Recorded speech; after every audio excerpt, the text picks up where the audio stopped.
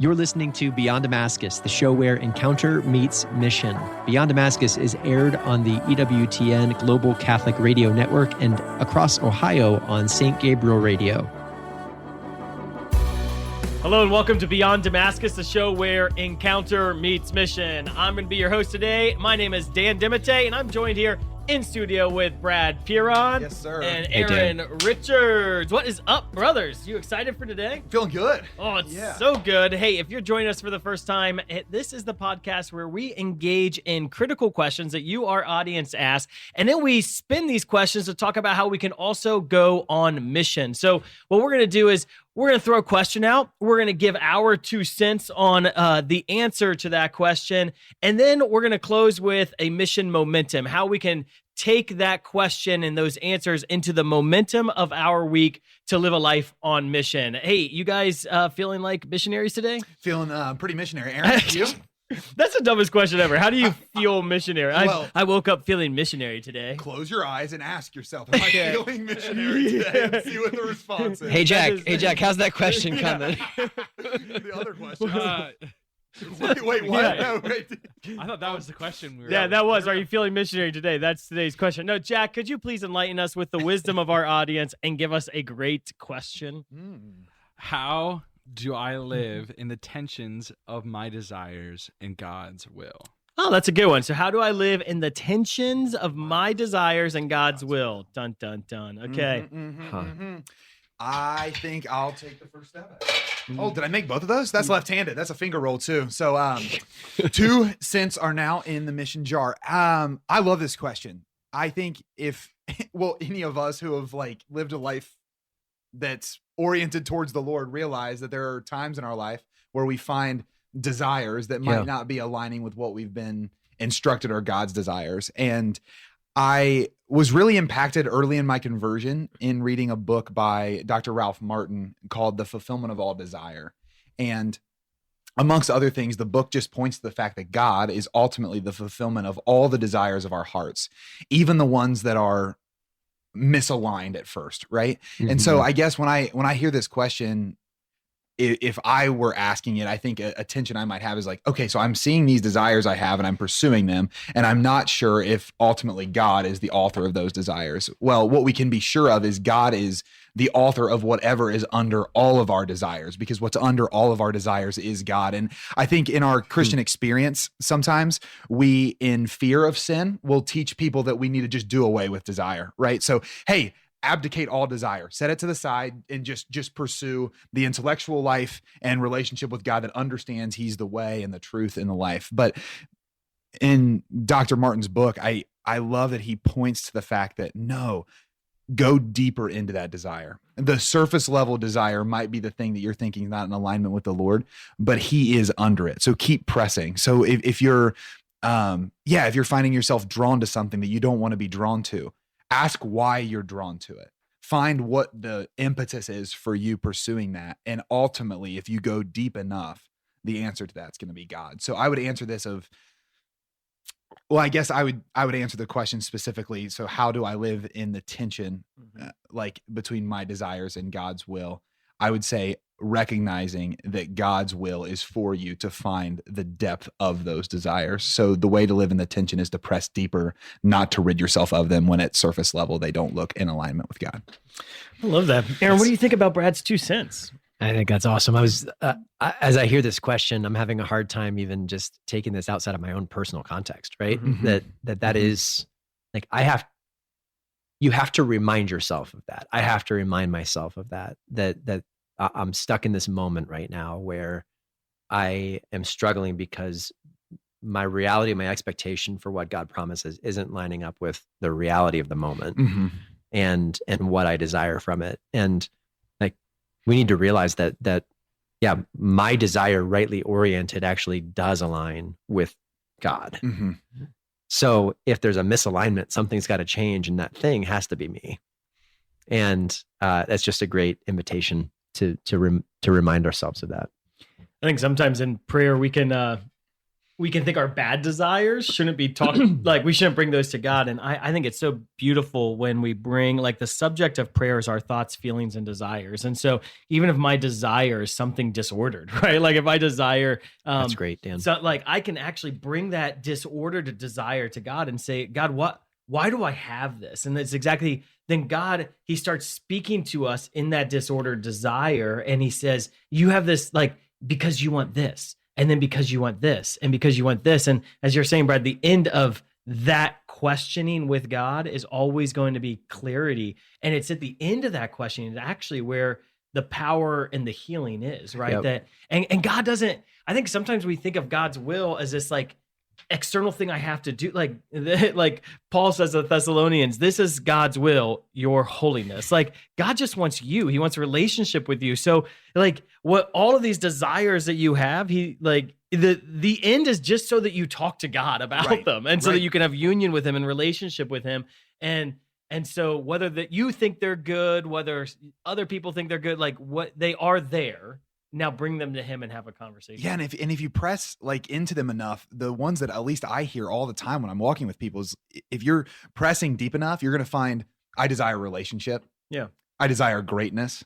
I desire something to do with my life that matters more than the moment. Like there's a pretty consistent like series of deep desires. And once we get there, we recognize that the path to all of I got some 2 cents here. Oh, shots. Oh, that was so close. No, today. Not You today. didn't make them. It's gonna be worth it. Just wait. Okay, so this I like when Just Jack wait. loses it.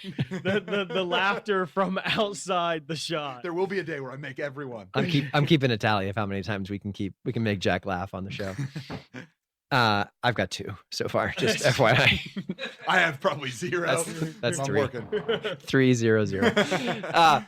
This summer, I had the opportunity to give a teaching on God's will at summer camp, and it's funny when we talk about God's will because it's like this big mysterious thought that we think about, and the reality is God communicates His will to us very clearly. In one particular place is in the teaching of the Lord's Prayer, the Our Father, that we ought to pray, Our Father who art in heaven, hallowed be thy name, thy kingdom come, thy will be done on earth as it is in heaven. That God's kingdom would come and that his will would be done on earth as it is in heaven. So God's will, as he expresses it to us, is that earth would become like heaven. And sort of to get to where you were going, Brad, that our desires ought to be oriented to a heavenly reality.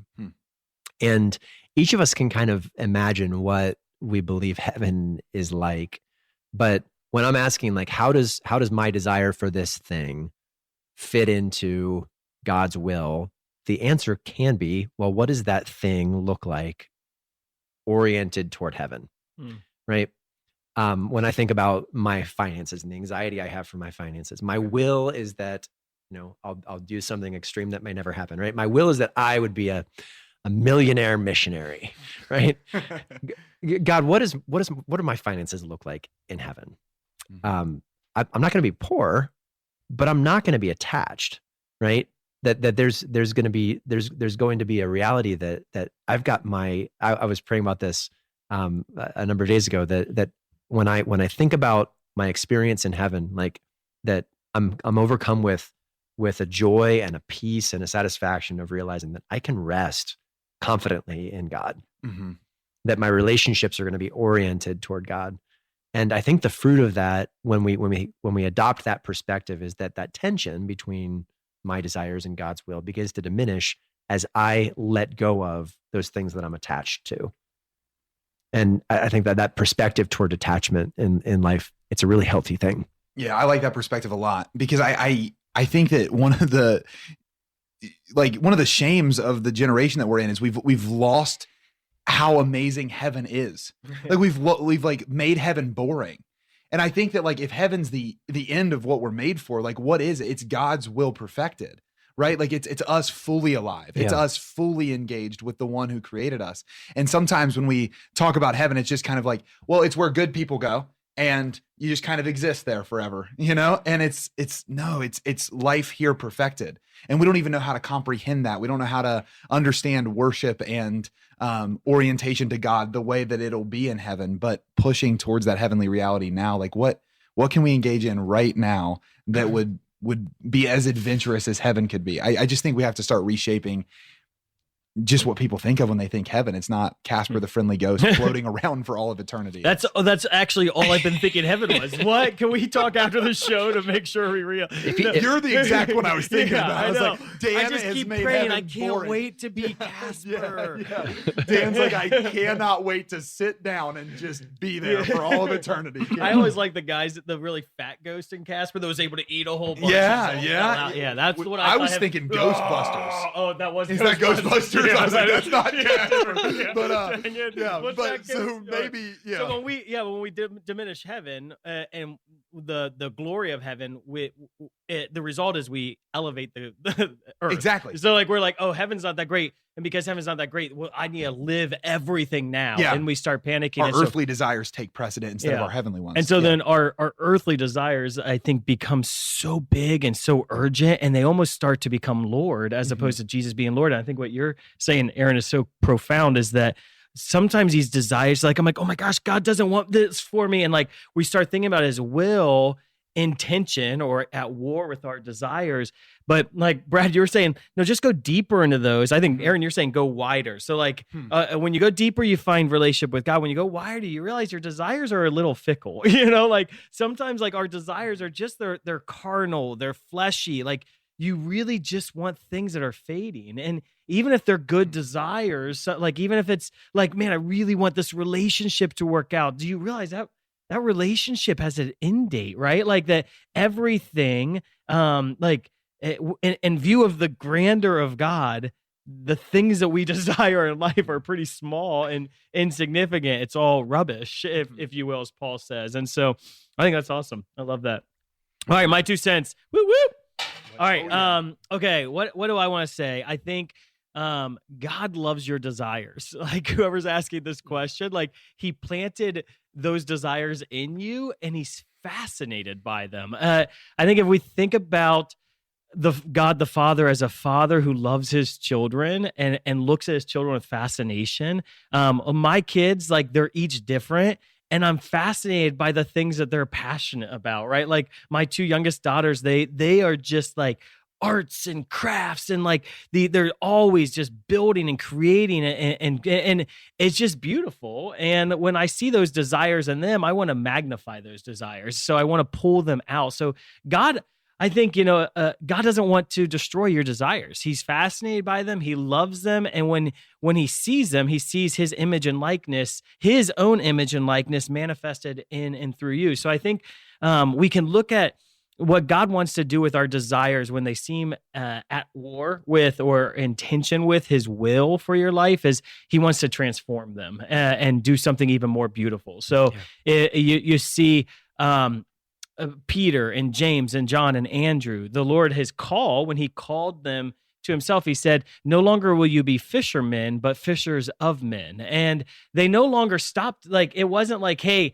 what you were doing, you're just never going to do anymore. Like, my will is that you're just not happy because I know you love the sea. No, like, that you still see their whole life is around the sea, that throughout their following of him, he brings them back. The invitation with Peter of his call, he was brought back at the after the resurrection, back on the water, that God has these things in your life that he wants to transform. No longer will you be fishermen. Okay, so it may not be exactly what you thought, but you're going to be fishers of men. I'm going to transform it. And so when you have a desire that is opposed to God's will, my suggestion would be you put it on the altar, and whatever hits the altar of God gets transformed. So bread and wine becomes body and blood, right? If I put my desire on the altar, like, God, I really want this, and I don't know, it doesn't seem like you want this for me, I'm going to offer it up. Like Abraham offering Isaac. It's that act of offering that allows the desire to be transformed into God's will. And so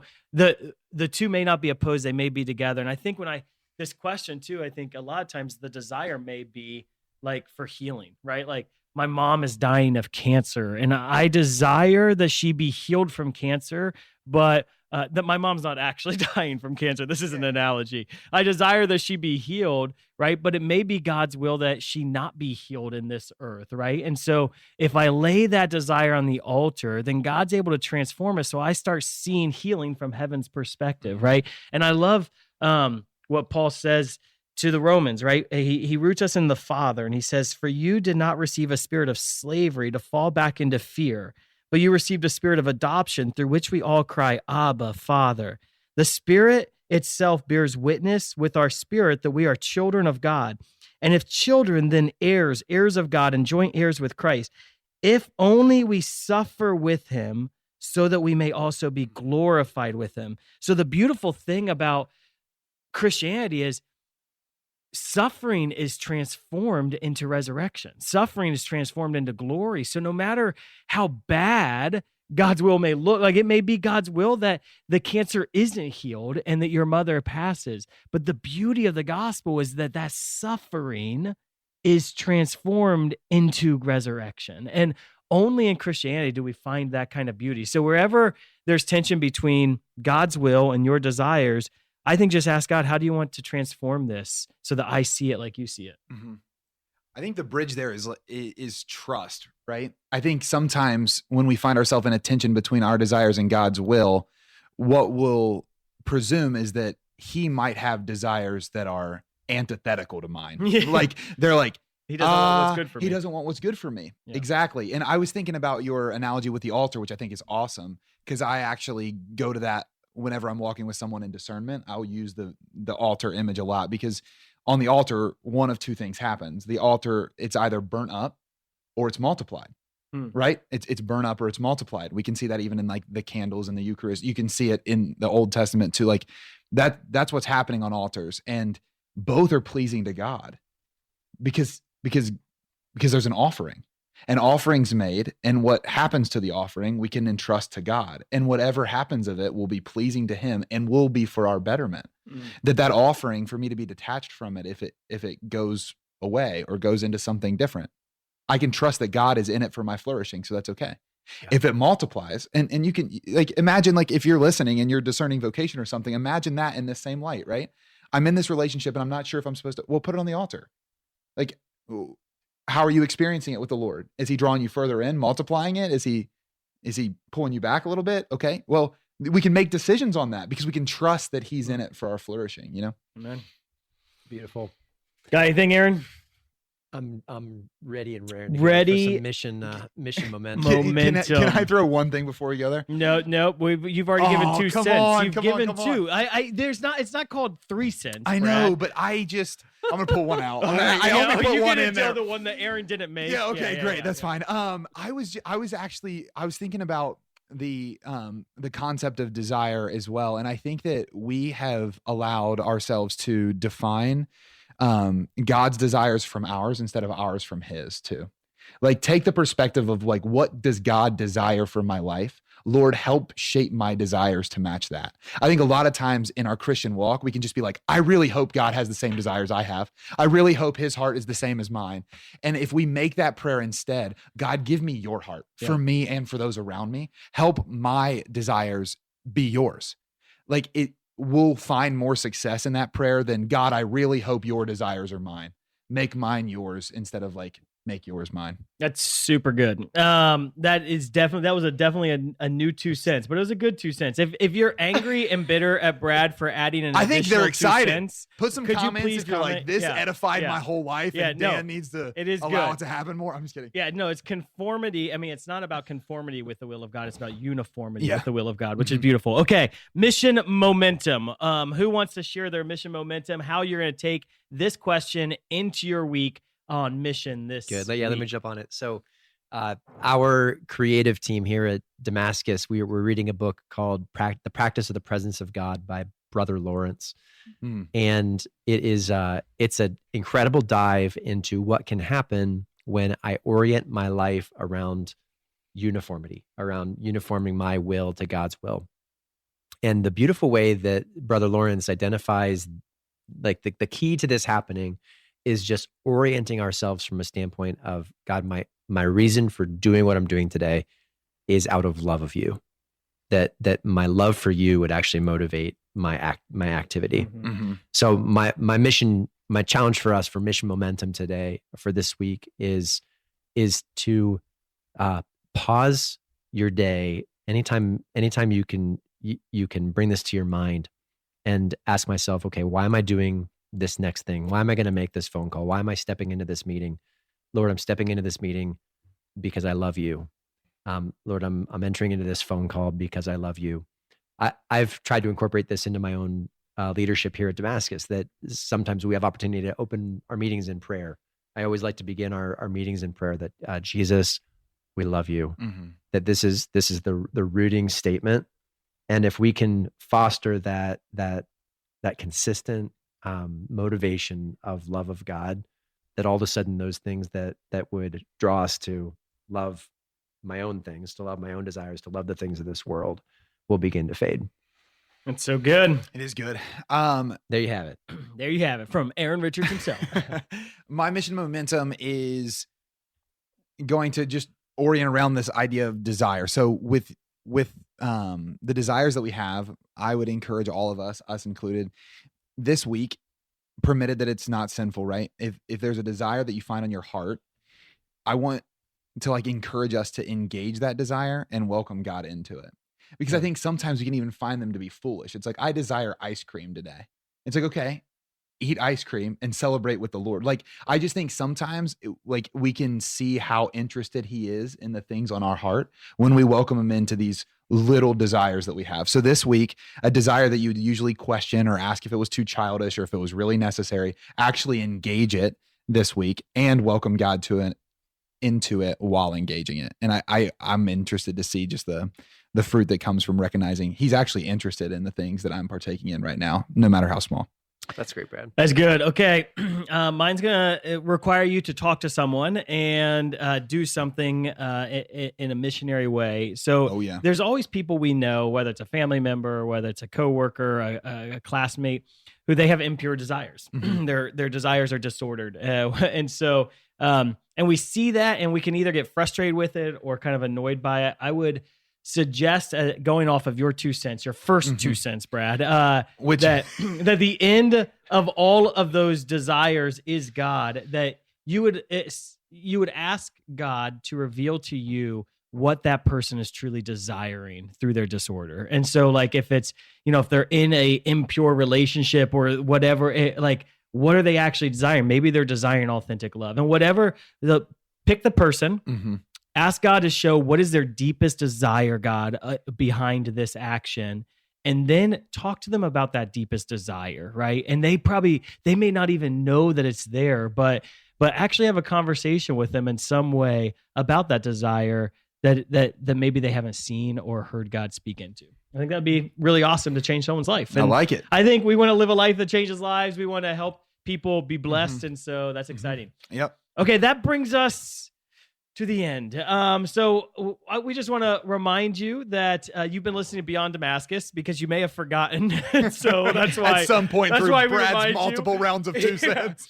So this is the show where encounter meets mission. Honestly, I think this question was a great question. A lot of people wrestle with this. And so if this has blessed you, or if you know people that wrestle with this question, go ahead and share this episode with them. That in and of itself is a missionary activity. So share this. This show is also a show on mission. And if you subscribe to Beyond Damascus, we have a mission partner who will give us $10 towards a camp scholarship for every new subscription this season. So you hitting allows us to send kids to Catholic Youth Summer Camp, which is a beautiful opportunity. So like, subscribe, share, do all that fun stuff to help us evangelize. And we want to close every episode by reminding you that mission makes sense. That's right. That's so fun. Get it? Okay. Mission, sense. Yeah, That's we're good. doing it. We're doing it big. Thank you so much for loving the Lord and sharing the good news of the gospel. Join us next week on Beyond Damascus.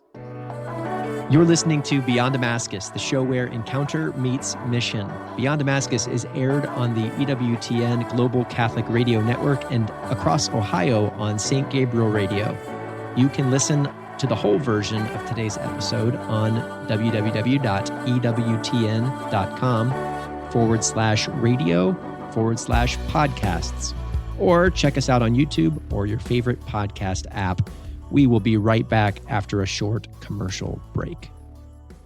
Mother Angelica had a simple goal when she began EWTN: to reach the world with a gospel message. You can enjoy EWTN live TV and radio streams, EWTN news, program schedules, prayers, and devotionals with the EWTN app. We've never wavered from our mandate to proclaim the truth and majesty of the Catholic faith. Thank you for joining EWTN in this mission. Prayer has been so powerful in my communication with God, understanding the church better, most importantly, understanding the Lord better, and myself better. I heard it said once that God answers Knee-mail, as in Knee. Prayer is powerful. One of the favorite things I love to do when it comes to prayer is to ask for the intercession of the great saints. Try it sometime. You'll be very, very impressed and surprised by the amazing power of prayer. Another great podcast on EWTN Podcast Central is Anchored in Hope. It's a weekly podcast devoted to bringing hope through the good news of Jesus Christ. Father Larry Richards helps you discover the reason for your hope. You can hear this and other faith-filled podcasts from our friends and affiliates around the world at EWTN Podcast Central. Visit EWTN.com/radio and click on Podcast Central today. Pope Francis tells us, becoming a priest or a man or woman religious is not primarily our own decision. Rather, it's the response to a call of love. Do you feel as if God may be calling you to religious life? If so, contact a religious order faithful to the magisterium or your diocesan vocation. For information on the priesthood or religious life, visit EWTN.com/religious life today. Welcome back to Beyond Damascus, the show where encounter meets mission. Beyond Damascus is aired on the EWTN Global Catholic Radio Network and across Ohio on St. Gabriel Radio. All right, and welcome back to Beyond Damascus, the show where encounter meets mission. Friends, I am hosting today's show. My name is Aaron Richards. I'm joined here in the illustrious Damascus Media Studio by my friends and brothers in Christ, Dan Demite, Brad, Kieran. Good to see you, brother. Jack behind the computer today. Welcome, brother, to the show. You're looking good, Jack. Look at that beanie. Yeah. Friends, Beyond Damascus is the show where encounter meets mission. And as you know, kind of the format for today's show is that we will be responding to critical questions that you, our viewers and listeners, have posed to us in the comments or through email. And we're going to give our 2 cents on how we think the Lord would lead us to answer those questions for the church. And then we'll wrap it all up with charging you, our audience, for mission through a segment called Mission Momentum. And we are a show that is on mission. We work here at a beautiful campus in Centerburg, Ohio. Our flagship program here at Damascus is called Catholic Youth Summer Camp. We have an amazing benefactor who has agreed to sponsor, to the tune of $10 per subscription, a camper for Catholic Youth Summer Camp, or hopefully multiple campers for Catholic Youth Summer Camp for everybody who subscribes for the show this season. So please subscribe, click the button, and share it with a million of your closest friends so we can have as many campers as possible. $10 million of camp scholarship. That guy's like, I didn't expect you guys to be that good. Jack, throw us a question, brother. The question for today is, how do I find joy and excitement in the reverent and intellectual parts of my faith? Mm-hmm. How do I find joy and excitement in the reverent and intellectual parts of my faith? The intellectual one. Good. I think I want to take a first stab at this. Oh, yeah. Come on. Okay. 2 for 2. Just to the right. Dang. Overcompensation. Okay, you know what? We're good. We're good. I still see feel how good. I used compensation? Sorry. I still feel good. I have 5 kids at home, and one of the joys of my life is teaching my kids how to clean their rooms, right? And I only had to be asked once when I was a child to clean up my toys, and then I did it diligently for the rest of my life. But Are you a robot? My children are not the same. And here's the thing. How do I find joy in something that I know is good, but that doesn't necessarily align the joyful parts of my heart, I do it with intention. Okay, so that would be my response to the listener who posed this one. How do I find joy in those reverent and intellectual parts of my faith? It would be to pursue them with active intention. So to actually enter in. We have a saying here at Damascus that joy is a choice, right? That I have to choose actively to engage in the process of being joyful, and that choice for joy oftentimes comes from a place of intentional commitment. So if I have been accidentally experiencing the reverent parts of our faith, or if I've been, accidentally dragged along through homilies or sermons or podcasts into the intellectual portions of my faith, I believe that you could probably find a deeper experience of joy if you were to approach those with real intention. Aaron, can you elaborate on a non-church example of how you've found joy and excitement when you've approached something with intention? Because I see this in your life all the time. I'm just wondering, like, it's so abstract with the religion. How have you done it in your family with your kids? Well, I mean, I use the example of my kids cleaning their bedrooms, and I would say that. Yeah, in making discipline a game, I think that's the way to cultivate joy. So one example here at Damascus, I used to get really anxious about the fact that there was clutter and trash all around our campus. So you make us sound pretty bad. There's not. So Aaron he's meticulous. If there's a crumb on the table, it's he like would consider that as clutter and trash all over. He's very orderly. He's very orderly. So, I they am weren't too. to his It is, standards. by But this is a beautiful campus that we steward well because of the success of this mission. No. So I make it a game. I make it intentional, and I charged our missionaries and actually built it into part of our culture that I would, throughout the course of my day, I would pick up trash and put it in my pocket because there wasn't a trash can immediately next to me. So we created a game here at Damascus where the challenge is that your pocket should be full of trash, right? It's awkward, it's strange, but the net result is that now I'm doing that intentionally. It's now something that actually brings me joy to be able to engage. I see missionaries are hanging out on a one-on-one and there's a piece of trash as they're walking forward, and I see them like race to grab it, because now we know that, like, hey, that decision's already been made. It's already something I know I'm going to engage in. Let's do it joyfully. Yeah, that's a great example, because no one really wants to pick up trash, right? There's something dirty about that, and yet it is enjoyable. And because I've set my heart to do that, when I pick up the trash, I actually feel enjoyment. I'm like, wow, this is like, I'm doing well. Aaron would be so proud of me. I'm proud of you. I'm proud of you. Well, no, I actually, it's funny because I was just at a conference in Florida, and I was going into like just a quick pit stop at a gas station. I was going into the bathroom, and the bathroom had just like paper towels everywhere. And in my head, I'm thinking like, I cannot leave this bathroom until the paper towels are thrown away,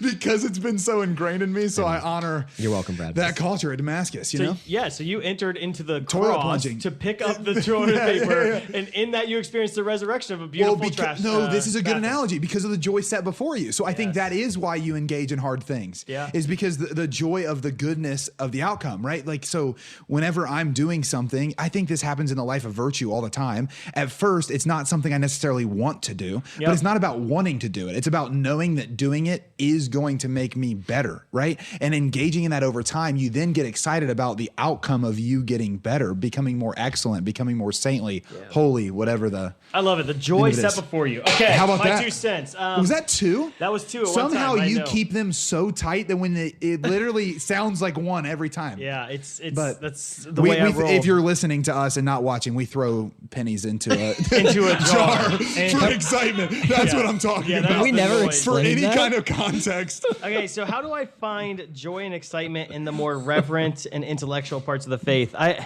gonna talk about Aaron Richards and our beautiful producer Jack Parker, and the two of them often engage in conversations about things that I think are very nerdy and stupid. Like, whether that is Pokemon, that's one way to say it. stupid. I said I think. I didn't say they are objectively. No, so there was wait, some pastoral buffering. Go for it. and this is gonna. Yeah, you're gonna actually win at the end of the day. So they'll talk about things like Pokemon or video games or AI, and these are intellectual things that I am completely ignorant of, and so because of that, I'm like, ew, but truly, I mean, you two are super excited when you talk about these things. There's all this enjoyment that you're back and forth, you're laughing, and I'm just like, what are you talking about, right? Dragon Ball Z may be the one that it happens the most. It's been a while since you've had a DBZ date. And but ultimately, the reason I find no joy and excitement in the things that you do is because I'm ignorant of them. And so I'm sure if I invested time in them and I understood, I would find joy and excitement. And I have found that in my faith, the more I know, the more I love. Or that when I study something, when I discover something, I fall in love with it. And when you fall in love with something, whether that's Dragon Ball Z or your Catholic faith, it produces, the fruit of that is enthusiasm, it's joy, it's excitement, it's passion, however you want to refer to it. And in my own spiritual lives, I would say a couple times I've noticed this is one with the Scott Hahn's book, The Lamb's Supper. When I was young in my faith, I didn't find the Mass to be extremely enjoyable or exciting. But then I read the Lamb's Supper by Scott Hahn, and it just, I mean, it was like lights went off, and the Mass became something significantly different because now I understood it. It became heaven on earth. And and literally that was probably 18, 20 years ago that I read that. And still to this day, when I'm disengaging from Mass, I go back to the things I learned in that book, and it re-engages me. It brings the Mass alive again, week after week after week. And or intercessory prayer. I used to kind of I wasn't super excited about intercessory prayer, and we needed to we were trying to heal a part of our culture here at Damascus that wasn't there wasn't service or at Labor prayer and work. There wasn't a passion around intercessory prayer. So I spent 9 months studying intercessory prayer because I wanted to infuse passion behind that in our culture.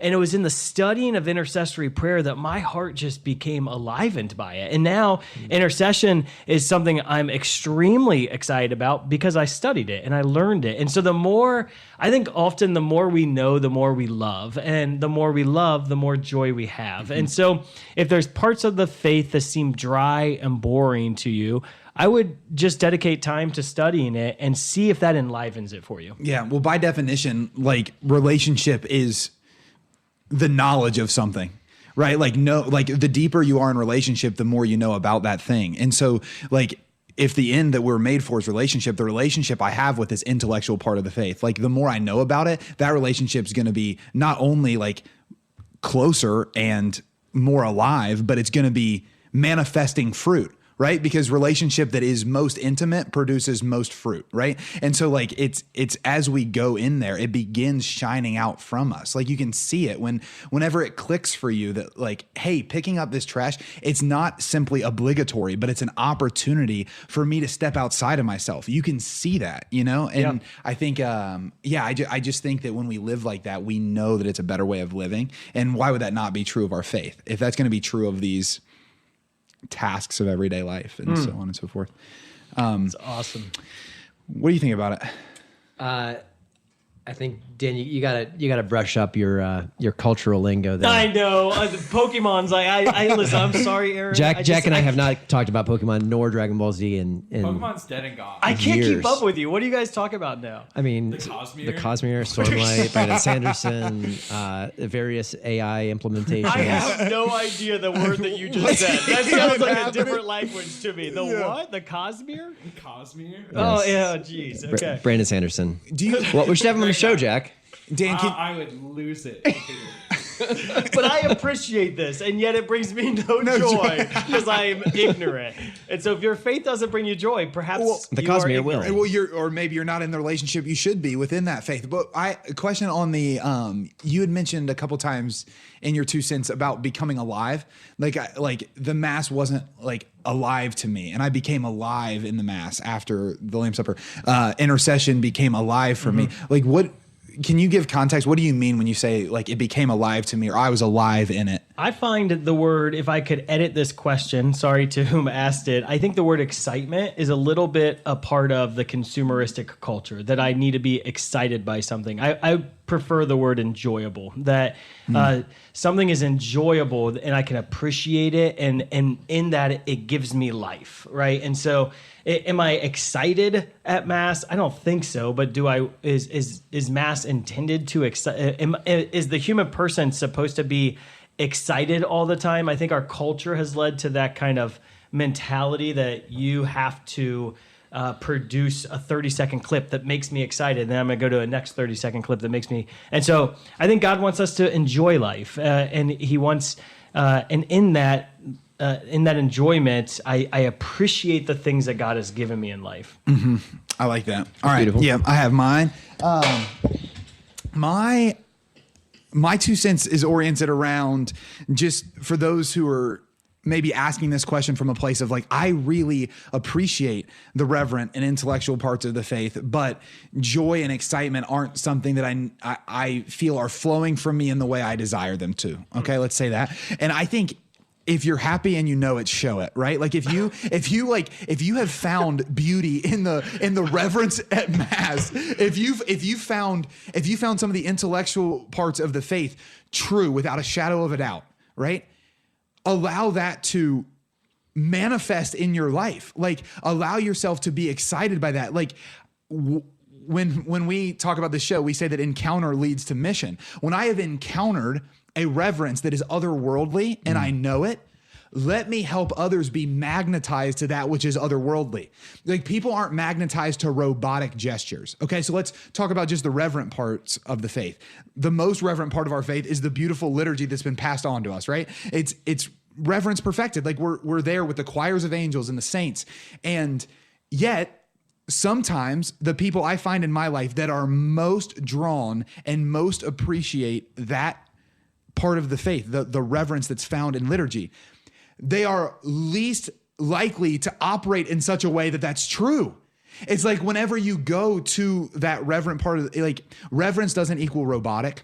So like the reverent part, like the reverence of the Mass, there is a way by which we all are doing the same thing, but we shouldn't be doing it the same way because Dan's there and Aaron's there and Brad's there. Like, and the way I'm engaging it, the way certain parts of the Mass stand out to me at different times, the way the Lord's speaking to me and drawing me and bringing me back to Himself, like that should be manifesting in what I'm experiencing. Like sometimes I think we've found that in maybe in the pursuit of virtue, the best way to allow others to know that I'm pursuing that is to become stoic. And I don't think that's always the case. And so I think sometimes the reverent parts of the faith that we've fallen in love in, they're not taking on the dynamism, right? Like in 2 Timothy, we read that Paul says in the final days, a lot of things are going to happen and they're going to be wacky. One of the things is that people are going to be lovers of money, lovers of pleasure, not lovers of God. And at the very end, he like crescendos it with, they're going to take the form of religion, but deny its power, deny its dynamism.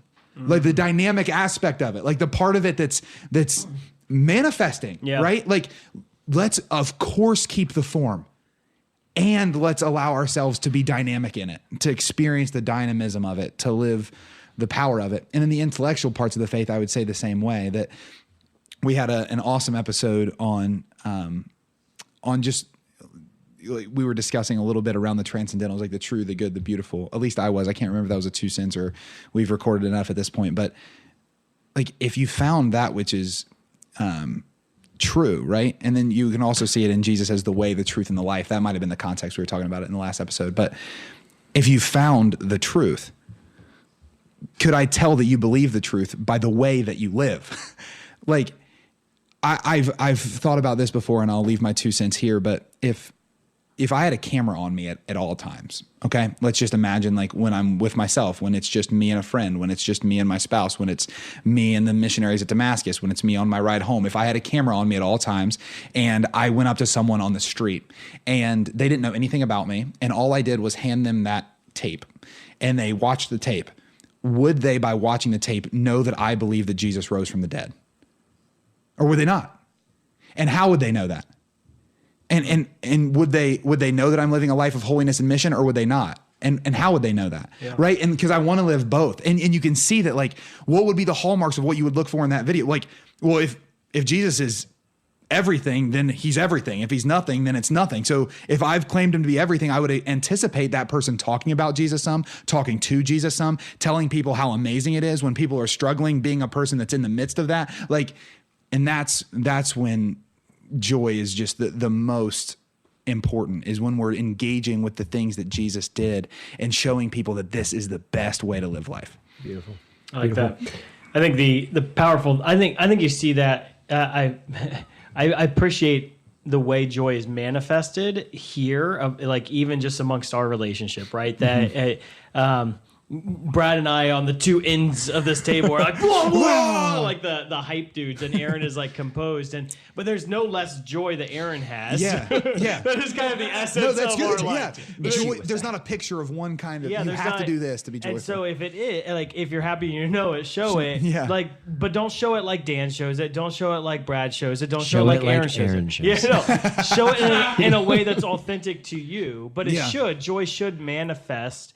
It should be the manifested result of this relationship of intimacy that you have with God. Yeah, I use the sports analogy sometimes. So my dad and I both love Xavier basketball. And when we're at a basketball game together, it's really funny to see the way that we respond to good things happening on the court. Like, we both love Xavier basketball. Like, we would appreciate if they won every game by 50, right? But when we're watching a game and something good's happening, I'll be up like high-fiving strangers next to me. I'm like saluting the guy in the back row, you know? And my dad is just like standing up, clapping, and nodding his head, you know? And it's like, he is not like less appreciative of what's happening. I like your dad, Brad. But the thing that I want to get at, though, is it does demand a response, though. Yeah. Like, it doesn't, like, it would be different if he was just keeping it all in, sat down, never stood up, applauded, never looked at me and said, wow, that was a good pass, or wow, that, like, if it was all just kind of like stoic complacency, there is something, like, there's just something wrong with that. Like, what's happening in me, like, if I'm body, mind, and soul, what's happening in me and the things I'm appreciating, they have to come out. And again, the different personalities are going to express that differently, but joy is not an option in the Christian life. Yeah. The way that it's manifest usually is dependent on how God's made us. You know what is the opposite of joy? What is that? Criticism. So if I am motivated from a place of criticism, that's like the sure shot that you're going to miss this thing. That's a good word. So that's a really good word. And it's funny, you were mentioning from a place of liturgy. You know, we here at Damascus, we don't point ourselves toward like a traditional versus a contemporary expression of liturgy per se, right? Because why? We want our liturgy just to be an expression of what the church actually teaches and what the church actually believes, and to be given with a whole heart. But it's funny, whichever side of the aisle you end up directing yourselves toward, often liturgical conversations can come into this place of like, my primary goal here is criticism, or at least that's how it could be interpreted if you watch what I did and listen to what I said. And I can almost guarantee that if that's our motivation, it's just a recipe for a joyless existence. Yeah, well, and it's actually going to be more fruitful if you're wanting to invite people into something that's beautiful. Yeah. And you know how you do that? By showing them, like being like, man, you have to come with me. I had a friend that did this, like, and I honor him for it. There's a traditional Latin mass that's celebrated in Columbus, and I go to St. Paul, which just has a contemporary expression of the mass. And when he was so excited, he's like, you've never been before? You should just come with me one Sunday. Like, and you can bring Nina too. And Nina was out of town. And I was like, actually this weekend, I don't have anything lined up. I'd love to go. And I went, and he was like, but what drew me in was like his just like love of sharing something he finds beautiful. Yeah. And it was so much more attractive than if he was like, hey, that church you usually go to, it's incredibly average, but I'll tell you this, the real, you know what I mean? Yeah. Like it is just more fruitful. Cause even if your end is like, hey, I want people to see what I see in the beauty of this expression or that expression. I want people to see what I see when it comes to reverence. It's like the best way to bring someone into your world is to say, it's changed my life and I'm so excited to share it with you. Beautiful. Well, when we love when we know what we love, when we love what we know, that love motivates us toward action and mission. And we're going to step into mission momentum. How can we actually make sure that we're not only hearing this here on Saturday afternoon, but that we're living this throughout the course of our week? What's your mission momentum point for the day, man? Oh man, what is my mission momentum? I want to. I got one if you're still struggling. Yeah, I'm still struggling. Okay, here we go. Wrestling into it. Whether it's a religious topic and maybe bonus points if it is, or whether it's just any topic that intrigues you, that interests you, that excites you, I would encourage you this week to think of what that topic is and to find somebody who you can ask to share their perspective on it or to share what they know about it, to engage in a meaningful dialogue with somebody so that you can learn more intentionally. Mm-hmm. Yeah, I tend this way all the time, but I think the mission momentum I want to give is find a way to magnetize people that you don't usually choose. So here's what I mean by that. So like whenever I'm in a social situation, I tend to want to go to everybody in the room for 30 seconds. Okay, if that's your proclivity, go into a room and spend 20 minutes with one person, right? And like experience and like in a way, like allow yourself to be magnetic there in a way that you're not usually accustomed to, right? Mm-hmm. So, or maybe your tendency is whenever you go into a given place, like you have the right words to say to a cashier, but instead like smile, ask them how their day's going and listen. I think like what I'm getting at in my heart as we've been talking here is like, I think that when we can begin to see ourselves as representatives of Jesus in the world, and we can stretch ourselves outside of our comfort while doing that, we can bring more people to the truth of the gospel. So I'm thinking like, choose a way in your life to be a magnetic person, a joyful person, someone that people want to come to, but in a way that's different than what you would usually default into. And I would say do that at the supermarket, do that at your place of work, do that within your family context, however that can look. But if it was me, I think, for me, I should just say, I'm going to try to like spend 10 minutes with one person instead of 30 seconds with everyone and try to find like, okay, how am I choosing joy in this part of it? And how am I still being magnetic and drawing that person deeper? That's awesome.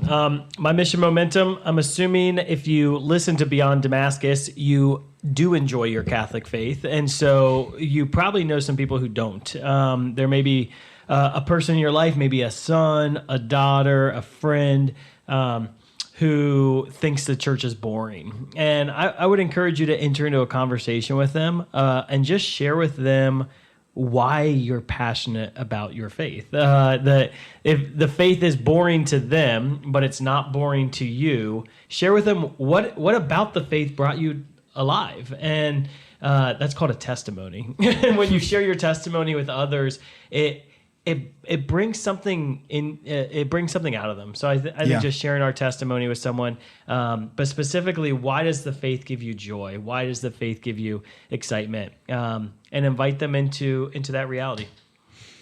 That's awesome. Thank you for joining us on Mission here at Beyond Damascus. Not just listening to the show, but actually actively engaging.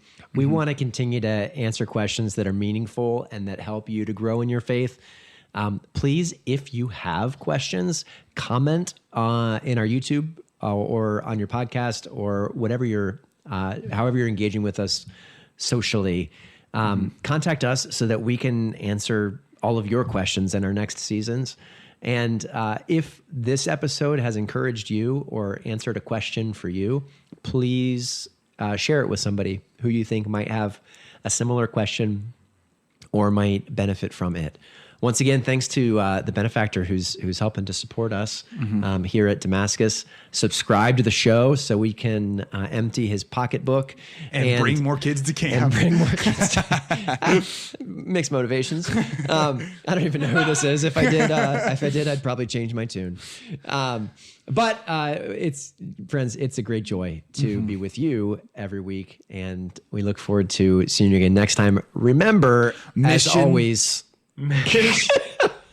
Dang it, I was on it. I felt good about it. Here at Beyond Damascus, we want to remind you that mission makes sense. We love you. We'll see you again next week. God bless. That's the best.